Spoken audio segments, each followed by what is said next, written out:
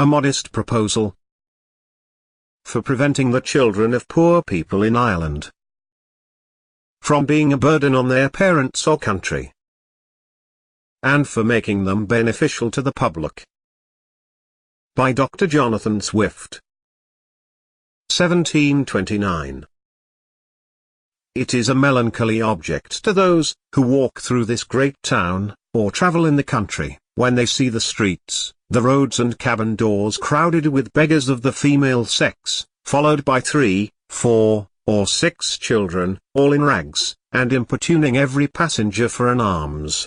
These mothers, instead of being able to work for their honest livelihood, are forced to employ all their time in strolling to beg sustenance for their helpless infants who, as they grow up, either turn thieves for want of work, or leave their dear native country, to fight for the Pretender in Spain, or sell themselves to the Barbados.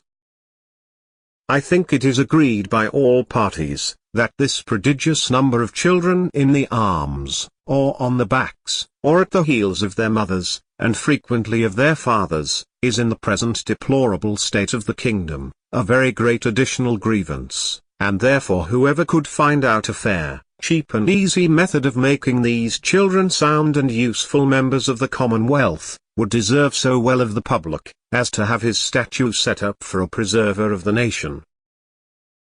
But my intention is very far from being confined to provide only for the children of professed beggars. It is of a much greater extent, and shall take in the whole number of infants at a certain age, who are born of parents in effect as little able to support them, as those who demand our charity in the streets.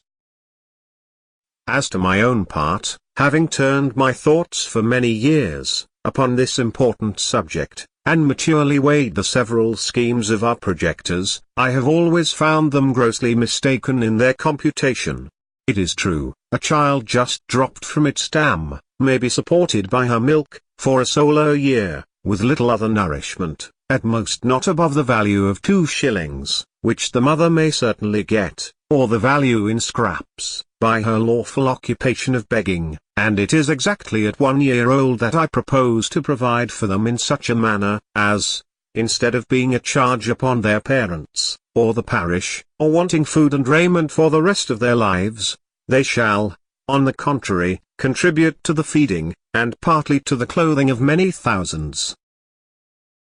There is likewise another great advantage in my scheme, that it will prevent those voluntary abortions, and that horrid practice of women murdering their bastard children, alas, too frequent among us, sacrificing the poor innocent babes, I doubt, more to avoid the expense than the shame, which would move tears and pity in the most savage and inhuman breast. The number of souls in this kingdom being usually reckoned 1,5 million, of these I calculate there may be about 200,000 couple whose wives are breeders, from which number I subtract 30,000 couple, who are able to maintain their own children, although I apprehend there cannot be so many, under the present distresses of the kingdom. But this being granted, there will remain 170,000 breeders. I again subtract 50,000, for those women who miscarry, or whose children die by accident or disease within the year. There only remain 120,000 children of poor parents annually born. The question therefore is, how this number shall be reared, and provided for, which, as I have already said, under the present situation of affairs, is utterly impossible by all the methods hitherto proposed. For we can neither employ them in handicraft or agriculture, they neither build houses, I mean in the country, nor cultivate land. They can very seldom pick up a livelihood by stealing till they arrive at 6 years old, except where they are of towardly parts, although I confess they learn the rudiments much earlier, during which time they can however be properly looked upon only as probationers, as I have been informed by a principal gentleman in the county of Cavan, who protested to me, that he never knew above 1 or 2 instances under the age of 6, even in a part of the kingdom so renowned for the quickest proficiency in that art. I am assured by our merchants, that a boy or a girl before 12 years old, is no saleable commodity, and even when they come to this age, they will not yield above £3, or £3.50 a crown at most, on the exchange, which cannot turn to account either to the parents or kingdom, the charge of nutriments and rags having been at least 4 times that value. I shall now therefore humbly propose my own thoughts, which I hope will not be liable to the least objection. I have been assured by a very knowing American of my acquaintance in London, that a young healthy child well nursed, is, at a year old, a most delicious nourishing and wholesome food, whether stewed, roasted, baked, or boiled, and I make no doubt that it will equally serve in a fricassee, or a ragost.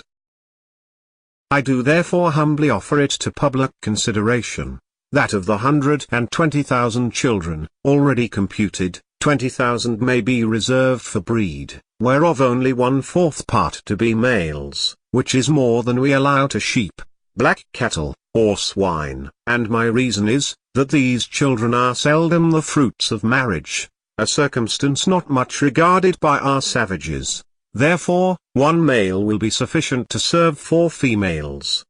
That the remaining 100,000 may, at a year old, be offered in sale to the persons of quality and fortune, through the kingdom, always advising the mother to let them suck plentifully in the last month, so as to render them plump, and fat for a good table. A child will make 2 dishes at an entertainment for friends, and when the family dines alone, the fore or hind quarter will make a reasonable dish, and seasoned with a little pepper or salt, will be very good boiled on the 4th day, especially in winter. I have reckoned upon a medium, that a child just born will weigh 12 pounds, and in a solar year, if tolerably nursed, increaseth to 28 pounds. I grant this food will be somewhat dear, and therefore very proper for landlords, who, as they have already devoured most of the parents, seem to have the best title to the children. Infants' flesh will be in season throughout the year, but more plentiful in March, and a little before and after, for we are told by a grave author, an eminent French physician, that fish being a prolific diet, there are more children born in Roman Catholic countries about 9 months after Lent. The markets will be more glutted than usual, because the number of popish infants is at least 3 to 1 in this kingdom, and therefore it will have one other collateral advantage, by lessening the number of papists among us. I have already computed the charge of nursing a beggar's child, in which list I reckon all cottagers, labourers, and 4/5 of the farmers, to be about 2 shillings per annum, rags included, and I believe no gentleman would repine to give 10 shillings for the carcass of a good fat child, which, as I have said, will make 4 dishes of excellent nutritive meat, when he hath only some particular friend, or his own family to dine with him. Thus the squire will learn to be a good landlord, and grow popular among his tenants. The mother will have 8 shillings neat profit, and be fit for work till she produces another child. Those who are more thrifty, as I must confess the times require, may flea the carcass, the skin of which, artificially dressed, will make admirable gloves for ladies, and summer boots for fine gentlemen. As to our city of Dublin, shambles may be appointed for this purpose, in the most convenient parts of it, and butchers we may be assured will not be wanting, although I rather recommend buying the children alive, and dressing them hot from the knife, as we do roasting pigs. A very worthy person, a true lover of his country, and whose virtues I highly esteem, was lately pleased, in discoursing on this matter, to offer a refinement upon my scheme. He said, that many gentlemen of this kingdom, having of late destroyed their deer, he conceived that the want of venison might be well supplied by the bodies of young lads and maidens, not exceeding 14 years of age, nor under 12, so great a number of both sexes in every country being now ready to starve for want of work and service, and these to be disposed of by their parents if alive, or otherwise by their nearest relations. But with due deference to so excellent a friend, and so deserving a patriot, I cannot be altogether in his sentiments, for as to the males, my American acquaintance assured me from frequent experience, that their flesh was generally tough and lean, like that of our schoolboys, by continual exercise, and their taste disagreeable, and to fatten them would not answer the charge. Then as to the females, it would, I think, with humble submission, be a loss to the public, because they soon would become breeders themselves, and besides, it is not improbable that some scrupulous people might be apt to censure such a practice, although indeed very unjustly, as a little bordering upon cruelty, which, I confess, hath always been with me the strongest objection against any project, how well soever intended. But in order to justify my friend, he confessed that this expedient was put into his head by the famous Salmanaser, a native of the island Formosa, who came from thence to London, above 20 years ago, and in conversation told my friend, that in his country, when any young person happened to be put to death, the executioner sold the carcass to persons of quality, as a prime dainty, and that, in his time, the body of a plump girl of 15, who was crucified for an attempt to poison the emperor, was sold to his imperial majesty's prime minister of state, and other great mandarins of the court in joints from the gibbet, at 400 crowns.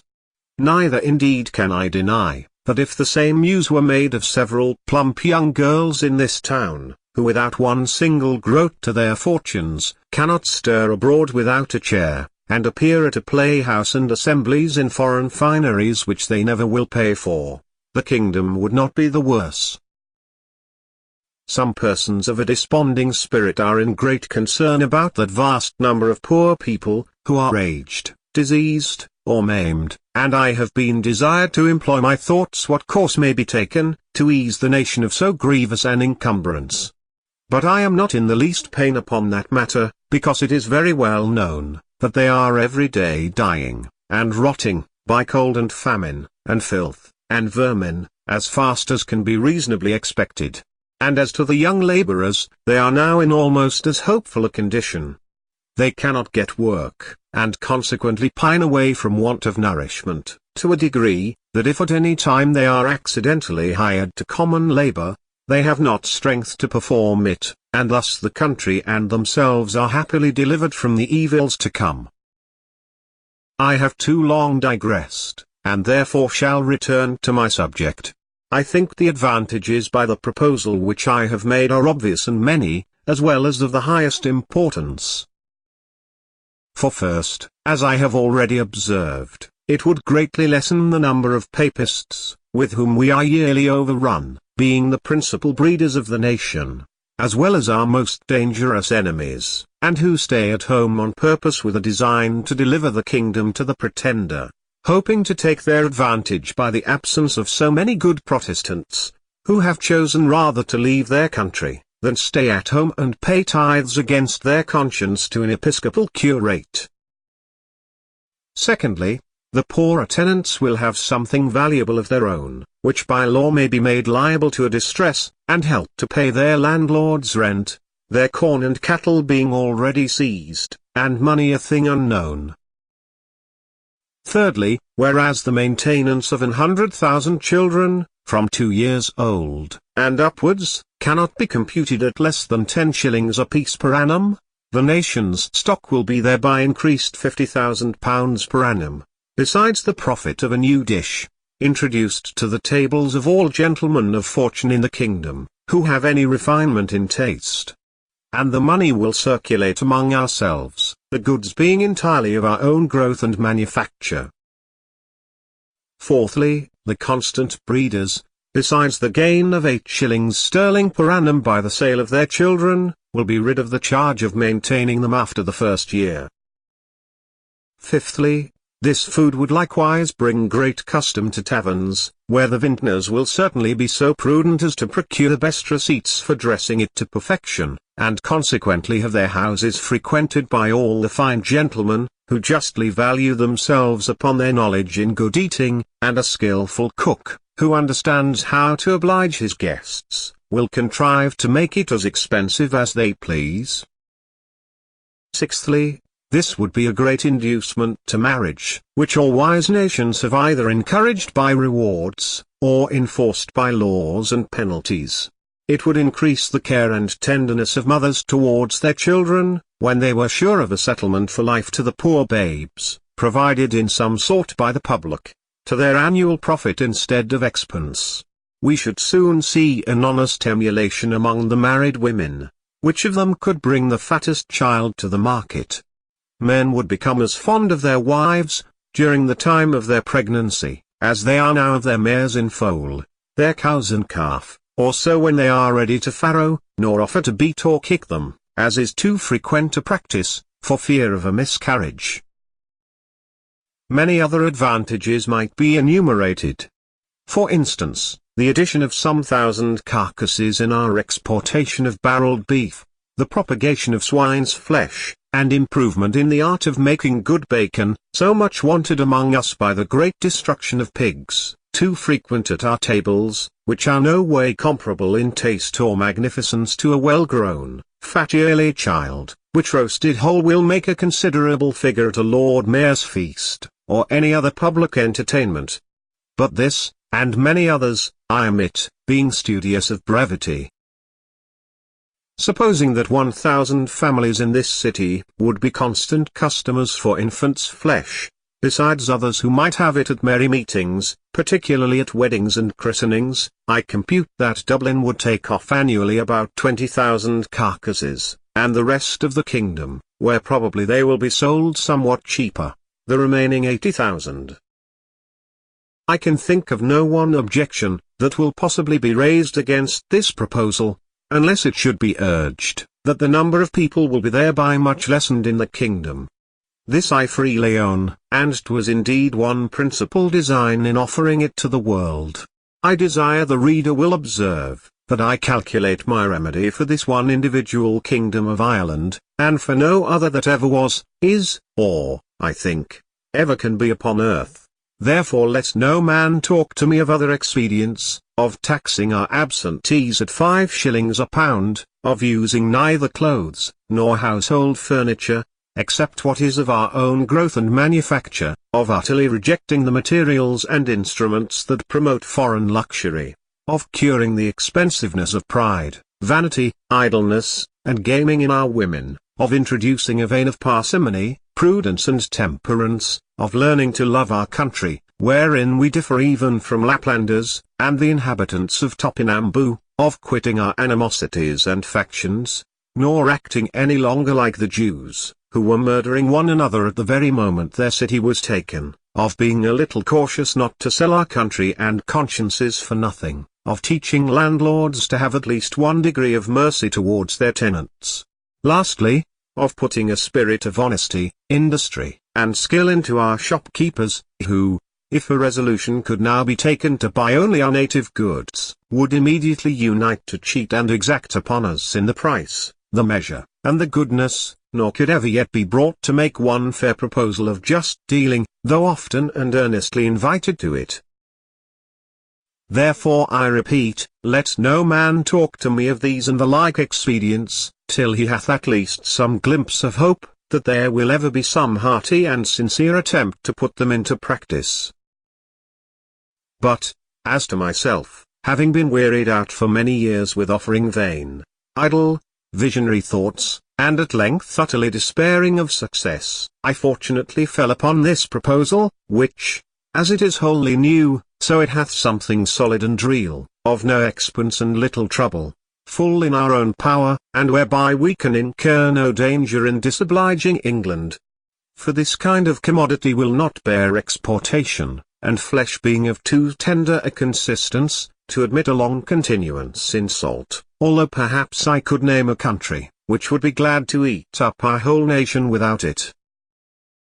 After all, I am not so violently bent upon my own opinion, as to reject any offer, proposed by wise men, which shall be found equally innocent, cheap, easy, and effectual. But before something of that kind shall be advanced in contradiction to my scheme, and offering a better, I desire the author or authors will be pleased maturely to consider 2 points. First, as things now stand, how they will be able to find food and raiment for 100,000 useless mouths and backs. And secondly, there being around 1,000,000 of creatures in humane figure throughout this kingdom, whose whole subsistence put into a common stock, would leave them in debt £2,000,000 of pounds sterling, adding those who are beggars by profession, to the bulk of farmers, cottagers and labourers, with their wives and children, who are beggars in effect. I desire those politicians who dislike my overture, and may perhaps be so bold to attempt an answer, that they will first ask the parents of these mortals, whether they would not at this day think it a great happiness to have been sold for food at a year old, in the manner I prescribe, and thereby have avoided such a perpetual scene of misfortunes, as they have since gone through, by the oppression of landlords, the impossibility of paying rent without money or trade, the want of common sustenance, with neither house nor clothes to cover them from the inclemencies of the weather, and the most inevitable prospect of entailing the like, or greater miseries, upon their breed for ever. I profess, in the sincerity of my heart, that I have not the least personal interest in endeavouring to promote this necessary work, having no other motive than the public good of my country, by advancing our trade, providing for infants, relieving the poor, and giving some pleasure to the rich. I have no children, by which I can propose to get a single penny, the youngest being 9 years old, and my wife past childbearing.